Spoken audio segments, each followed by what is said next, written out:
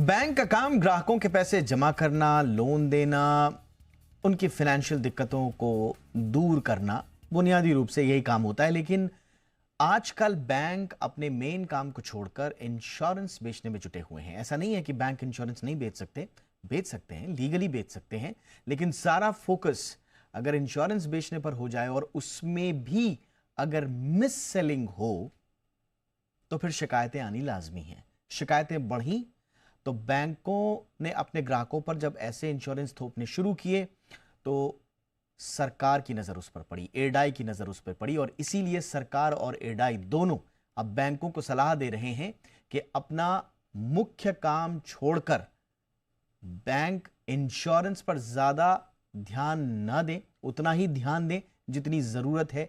Miss selling ना करें, ग्राहकों को गुमराह ना करें।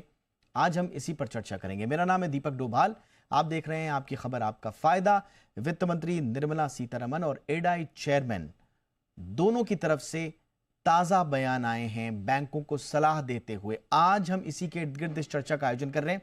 पहले खास मेहमानों के साथ लौटेंगे, लेकिन उससे पहले ये रिपोर्ट देखिए।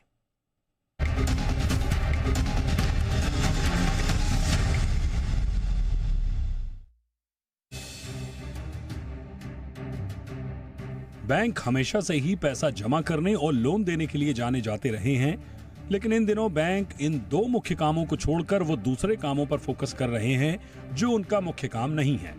यह हम नहीं बल्कि देश की वित्त मंत्री निर्मला सीतारमण कह रही हैं। हाल ही में वित्त मंत्री निर्मला सीतारमण ने एक बैंकिंग इवेंट में बैंकों को मिस सेलिंग की बढ़ती शिकायतों पर आड़े हाथों लिया।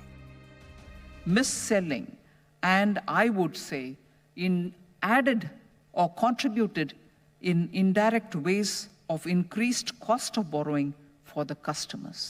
So banks will have to look at it with a lot more emphasis on their core banking activities and not burden customers with insurances which they don't require.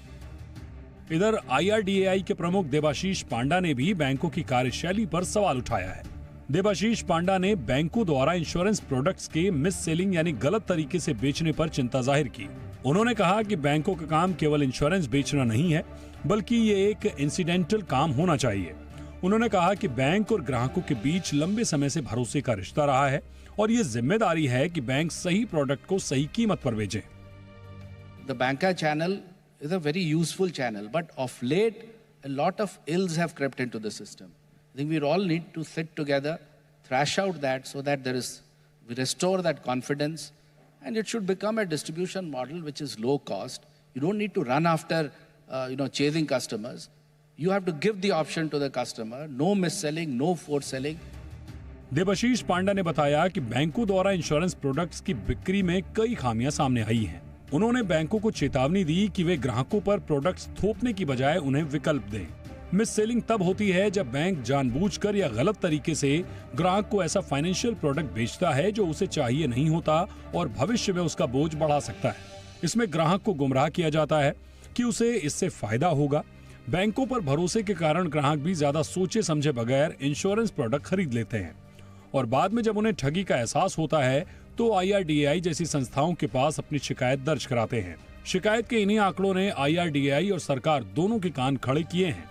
वित्त मंत्री और IRDAI चीफ की इन टिप्पणियों के बाद मंगलवार को इंश्योरेंस कंपनियों के शेयरों में भारी गिरावट देखी गई।